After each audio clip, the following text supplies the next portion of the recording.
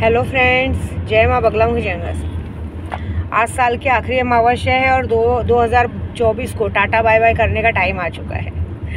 परसों कहते हैं ना 2025 आने में सिर्फ 2 दिन है और आज के दिन सारे कहते हैं ना, मैंने पहले भी कहा है कि सारे दुश्मनों को भी टाटा बाय बाय करने का टाइम आया है। ये साल पूरा शनि का था। शनि भगवान ने हमारा बहुत साथ दिया, तो सबसे पहले मैं थैंक यू सो मच बोलूँगी भगवान को कि आपने हमारा बहुत साथ दिया। मेरा तो 2024 बहुत अच्छा गया, कुछ भी ख़राब नहीं हुआ। तो मैं चाहूँगी कि भगवान मेरा 2025 भी अच्छे से बिताए और मेरे सारे दुश्मनों को इसी तरह से रुलाते बहकाते रहे, ठीक है ना। दूसरी बात, आज मैं अभी बस पहुँचूँगी स्वामी समर्थ मंदिर। स्वामी समर्थ का अभिषेक है। बहुत सारे लोगों ने जिन्होंने अपनी यथाशक्ति पैसे भेजे वो तो हैं, बाकी जो लोगों ने नहीं भेजे उनका नसीब। देखिए, अब भगवान का ही दिया हम भगवान को देते हैं। हम लोग अपना पैसा कभी नहीं लगाते, लेकिन कुछ लोग अगर उस बात का भी घमंड करें तो वो अपने तक रखें, हमें उससे कोई मतलब नहीं। बाकी जितने लोगों का आज मैंने काम लिया है वारण मोहन वशीकरण का, वो काम भी बाकायदा बहुत अच्छा होगा, क्योंकि मैं यहाँ से अभिषेक करके सीधे निकलने वाली हूँ मस्तान बाबा को मिलने।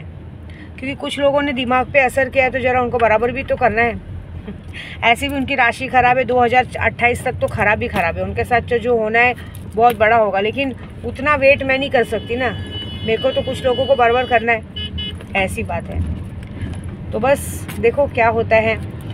और मैं अभी भी कहूँगी, जिसको भी अपने दुश्मन को 2025 के आने से पहले उनको 2025 और अच्छा ख़राब हो और बुरा हो करवाने के लिए बहुत अच्छा टाइम है ये। आज अमावस्या है। आज के दिन आपको मैंने कहा है कोई भी शक्तियों के दर्शन हो सकते हैं, साक्षात्कार।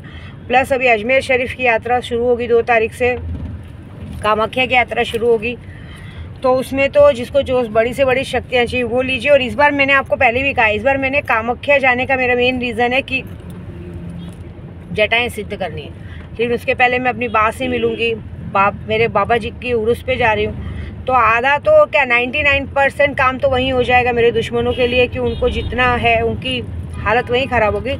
लेकिन कामाख्या पहुँचूँगी तो इस बार मैं जटाओं की सिद्धि के साथ कुछ लोगों को बुरी तरीके से बर्बाद करूँगी। मैंने पहले भी कहा था, मैंने कुमाता जैसे का रिजल्ट दिया कि कुमाता मेरे नाद में लगी थी, मेरे परिवार के पीछे पड़ी थी, तो मैंने उसको ऊपर पहुँचा दिया।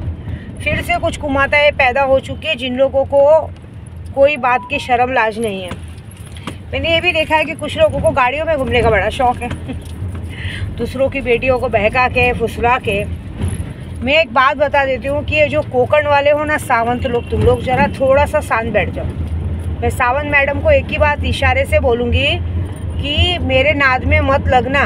तेरी जो सहेली है, तेरी सहेली को और तेरे को तेरी गांड के अंदर से डंडा डाल के मुँह से निकालूंगी बाहर, याद रखना।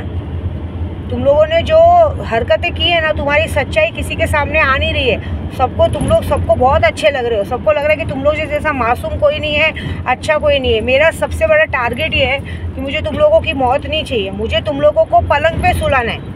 फिर मैं देखना चाहती हूँ कि तुम लोग जिसके सामने बहुत अच्छे बनते हो वो तुम्हारी गंदगी साफ़ करने आते हैं क्या। मेरा देखो, तुम लोगों को लगता होगा कि मेरी तुम्हारी कोई दुश्मनी नहीं है, दुश्मनी। अभी कल ही मैंने वो गाना डाला था जिसमें डायलॉग डाला है, तो सब लोग बोले दीदी आप क्यों पुष्पा के गाने डाल रहे हो, जिसमें डाला है ना कि श्रीवल्ली मेरी बाइको है। तो मैं बता दे रही हूँ कि मेरा परिवार है ना, मेरा क्रेज़ है। तो मैंने पहले भी कहा है, मेरे परिवार के मेरे बीच में मत आओ। मेरे परिवार और मेरे बीच में जो आएगा उसको ऊपर जाना पड़ेगा, चाहे वो कोई भी हो। फिर एनीथिंग कॉस्ट, कहते हैं ना प्यार और जंग में सब जायज़ है। फिर मुझे कोई लेना देना नहीं किसके साथ क्या होता है, कैसे होता है। गलती तुम्हारी है, शुरुआत तुमने की, ख़त्म मैं कर रही हूँ। मैं तुम्हारे बीच में नहीं आई हूँ, तुम लोग मेरे बीच में आए हो। और तुमको ये भी बात का डर नहीं लगता है कि इसके पीछे पीछे बड़े बड़े महारथी बैठे, हम इसका कुछ नहीं बिगाड़ पाएंगे। तो चलो वेट करो, ठीक है ना। मैंने जिस कीचड़ से तुम लोगों को उठाया तो उसी कीचड़ में वापस गिराऊंगी, जो होगा वो देखना। अब तक तो तुम लोग दूसरों को टारगेट करते हैं ना। तुम्हारा परिवार जब जेल में जाएगा तब देखते हो कि तुम्हारी मदद करने कौन आता है, और जाएगा, ये वादा है। कल 31 है, याद रखना। आज जो पूजा होगी कल शाम तक रिजल्ट आ जाएगा। तुम लोगों के अंदर बहुत चर्बी है, तुम लोग दूसरों के घर की लड़कियों पे काला जादू करते हो। हाँ, ये करके दूसरे के घर की लड़कियों को बहकाते हो। तुम लोग को गाड़ी में घूमने का शौक़ है, उसमें घूमने का शौक़ है, खुद की कमाई से करने का ना। तुम्हारे बच्चे बाबू और दूसरों के बच्चे नालायक। किसने अथॉरिटी दी दूसरों के बच्चों को नालायक बोलने का भाई, ये बताओ। तुम्हारे अंदर खुद की गांड में दम नहीं है कि खुद के दम पे कुछ बना सको। बड़े घर की बेटियों को बटाओ, बड़े लड़के मतलब हर बेटियों को विद्या देवी बना देने का। विद्या देवी तो पागल थी, चूतिया थी, फंस गई। दूसरों को भी वही समझाए। हाँ, दूसरों की बेटियों को फंसा के उनको डिप्रेशन में डालो। पहले उनको प्यार के चक्कर में फंसाओ, फिर उनसे सामान मांगो, ये मांगो। जब वो न ला के दे तो उनको डिप्रेशन में डाल के पता चला कल ऐसी नौबत आएगी कि वो डिप्रेशन में आके अपनी आत्महत्या कर ले। तो मैं तुम्हारे बाबू को आत्महत्या न करवा दूँ? तो चलो, इस बार कामाख्या जाएगी विद्या देवी और तुम जैसे लोगों की मौत का तांडव देख के आएगी। 28 जनवरी याद रखना, 28 जनवरी तक तुम दोनों महारानियों को तो मैं लकवा मार के खटिए पे सुलाऊंगी और तुम्हारे यारों को मैं पहुंचाऊंगी ऊपर। तुम लोग याद रखना, तुम्हारे जो यार तुम्हारे पीछे तुम्हारी चाटते बैठते हैं ना, क्योंकि उन लोगों को तुम्हारी चूत चाटने के सिवा कोई काम नहीं है। तुमको पता नहीं क्या तुम्हारे अंदर देखते हैं कि तुम्हारे पीछे पीछे भागते हैं। भगवान ने शक्ल अकल तो कुछ दी नहीं है, लेकिन कहते ना जादू जादू है ना, चूत का पानी खाने में मिला के दोगे तो क्या होएगा। तो तुम्हारा जादू तुम्हारी गांड में घुसाएगी विद्या देवी। देखो, ये वादा है, तुमने मेरी तीसरी आँख खोली है। परिवार तक आए, ठीक है, बच्चों तक आ गए। मेरे लिए सबसे बड़ा बात है, अगर कोई मेरे बच्चों तक, मेरे परिवार तक आएगा, उसके बाद वो अपनी मौत का तांडव देखेगा। बहुत बड़ा गलती। तुम्हारा बच्चा तुम्हारे लिए बाबू है, दूसरे का बच्चा बदतमीज़ है, वो है।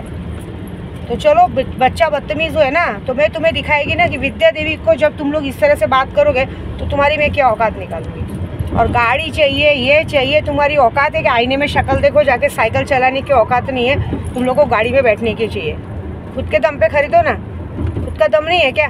खुद के दम पे जाने का, अय्याशी करने का। दूसरों के बल पे उड़ने वालों को कुत्ते बोलते। खुद का दम दिखाओ, खुद कमाओ, खुद करो और खुद के दम पे लो। खुद के दम पे तो मुझे नहीं लगता कि तुम लोग कभी साइकिल भी खरीद पाओगे और दूसरों की लड़कियों के ऊपर नज़र डाल के दूसरों की लड़कियों का खर्चा चलाते। पहले खुद के बाबू को पूछने का, दूसरों के घर के लड़कियों को क्या करते हैं। दूसरों के घर की लड़कियों की चाकरी करते हैं। आज की तारीख में आज के लड़कों का नया ट्रेंड चालू है। बड़े घर की लड़की पटाओ, उनको उनके आगे पीछे घूमो, उनके नखरे उठाओ और उनसे खर्चा चलाओ। तुम्हारे बाप ने भी वही किया, तुम लोग भी वही करो, यही काम बचा है। सही बात है ना। लेकिन एक बात याद रखना कि हर कोई माँ विद्या देवी नहीं होती। विद्या देवी तो ऐसी है कि तुम लोग का नामो निशान ही मिटा देगी।